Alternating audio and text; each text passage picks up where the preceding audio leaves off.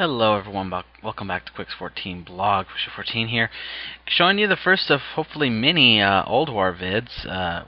This is Ulduar, first look at it, first dip for the guild, as unofficial progression here as we took our first dive into it. Definitely still working on a lot of people in the guild. There's a lot already, and it's awesome, and we can always use more, so if you're looking to join, please do. More info on that, of course.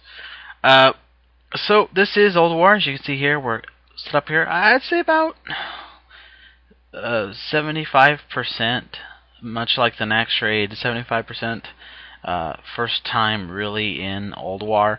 This was partially, even for the pugs, this was pugged. This was not a pure guild run. We did pug some people, about 3 or 4 people, and also it was their first real opportunity to go in Ulduar. So nobody's really geared here except maybe a few of us. This was a lot of fun. We had a blast for a first try and everything. It was amazing how far these guys got, as you'll see. You can see here that we are going through it step by step, clearing out the towers here, and then of course we take out the main towers as well. Vehicles for this first battle is pretty important. And this is why gear becomes so important, especially in the harder modes and in 25, because your gear is what determines what your vehicles are going to be, and it makes it very, very important. You can see I'm in a demolisher here. My wife's in the turret above me, shooting things around. I'm driving and throwing the demolishers around. The siege engines are the big tank-like things that you can see there. Our tanks are in there as well. There's some DPS in the turrets, but both tanks are in the siege tanks. Give it the most hit points as possible. Then we have the bikes. A couple of volunteers came out with the bikes, and they did an awesome job, because I think the bikes, especially when it comes to fighting Flay the Levaithan, as you'll see, probably the most important aspect of this whole thing. And so we've got a couple of semi-veterans with vehicles that are in the bikes. Some of the abilities, obviously the Demolisher has your standard shoot here. It also has a throw pyrite, which is these blue canisters that you're seeing, and then I have an actual ram as well. So my last ability is to actually launch the gunner when they load in the vehicle, and you'll see that in a bit. Very important, siege engines have a lot of different abilities as well. I don't know them too much in detail since I've never dealt with them, but I also know that they also do the most damage. Of course, the turrets have their own different abilities. The bikes do oil slicks, and if we ignite them on fire, not only does it slow the target, but it will also do extra major damage, which is really, really great. We had a great time. We had no real problems. A couple people lost their vehicles, but no wipes on trash, which was excellent for our first try. And we did actually make it to Flame the Levaithan, as you'll see here in just a second. Flame the Levaithan is an interesting fight. This is probably the most funnest part of Ulduar, especially for people coming in here for the first time, because it's all about the vehicles. I'm not going to go into much details about how this part works. There's plenty of people going over it. It's not too difficult. It's pretty standard. It's just a lot of fun. So we're getting to the boss fight. We're clearing the last piece of trash in front of the gate here. As soon as you've killed the last piece of trash, as you'll see here, is when his little dialogue will happen and he'll come out. There are 2 repair pads behind us, but we're going to get blocked off, and you cannot repair during battle anyway. So there's Flame Levaithan. Flame Levaithan is going to target someone, and it just happened to be me this time, randomly, and fight them.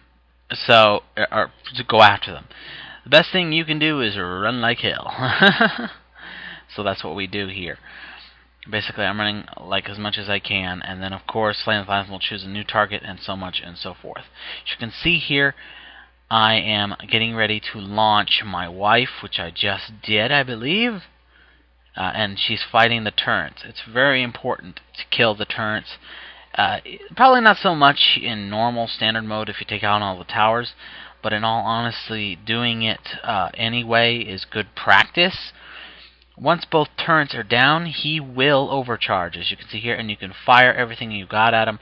The 2 people who are nearby will come off. They need to be picked up, and if they're not, they will die pretty quickly. And that's what happened to my wife here. Her and the other one who got launched also died. So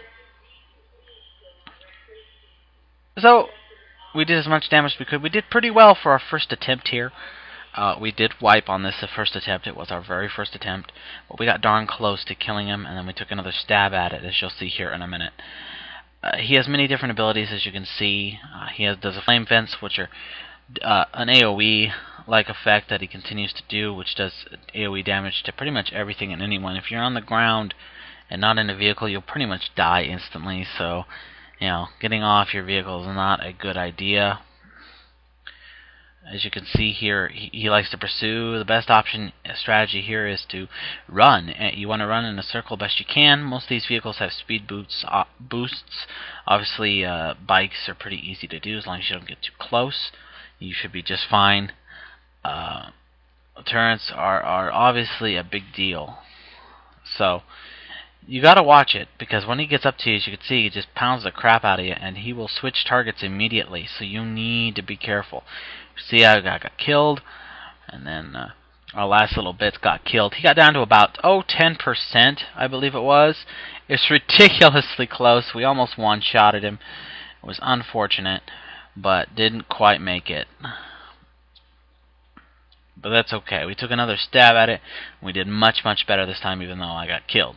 As you'll see, look at that. Look how close that is. Oh, so close. No. Oh, no. So close. So we take another stab at this. We come back, try a little bit again. We get it all set up. All your vehicles are up there. He's waiting there. There's some pyrite waiting, so we kind of moved them all over so we could pick them up easy. Got a new strategy sorted, and went ahead and did this. So here we go. Once again, I do the honors of pulling. Actually, my wife does. She's so good in that turret. As you can see here, she's using the anti-air turret. I'd suggest you do so, especially if you got a DPS in that turret. It's going to do a lot more damage than your standard mortar or any other turrets. So, especially here in the Demolisher. So as you can see here, we're tossing everything we got. She asked me if I wanted to throw her up there originally. I said no. I decided to wait until after Amaros got picked, and then I went ahead and launched her. And there she goes. And they get targeted. I was a little too close, so I wasn't able to run away. And of course, since my wife got launched, I had nobody to do speed boost. So you'll see here, he does catch up a bit, and he does hit me. You can see my wife up there hitting the turrets. You got to get both turrets down in order to get him down and get him overloaded. Once you got him overloaded, you need to pile every single DPS on him as much as possible. As you can see here, once he gets overloaded, I will shoot every single pyrite I've got at him, because that does a lot of damage.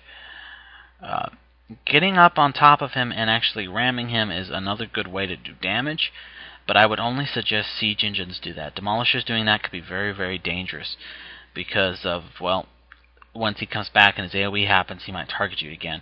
I knew I was going to die. I told my wife was trying to make her way back to me, and she did, but she got killed before she could get back to me. I said it was okay, because it wouldn't matter. I do die here.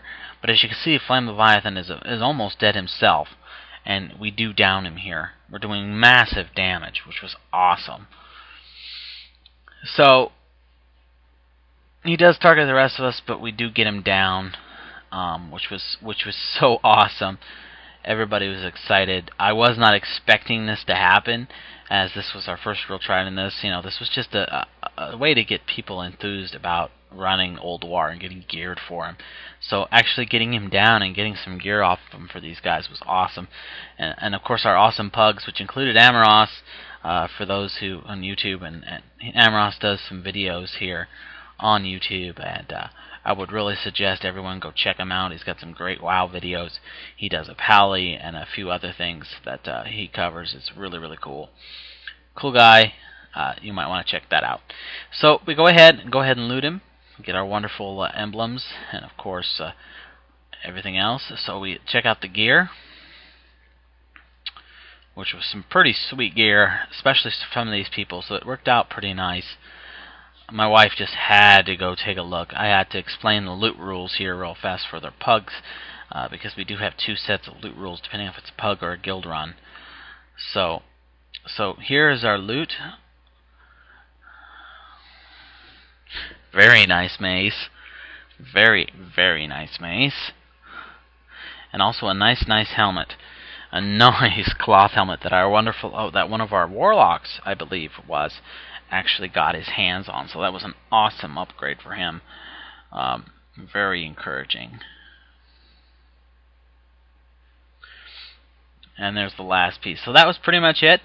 That was our Ulduar run. You're going to be seeing a lot more of this. We'll go into a lot more detail as we start making stuff. We did make our way to XT 2000. We just didn't have the DPS here to actually kill him, but we got pretty close. He just kept enraging on us. So it was a great time, it was great fun. You're going to see a lot more of this up as we continue through Ulduar. Of course, there's a lot more stuff coming up. There's a lot of stuff just today that we put up, and even more coming up. So stay tuned. Lots more.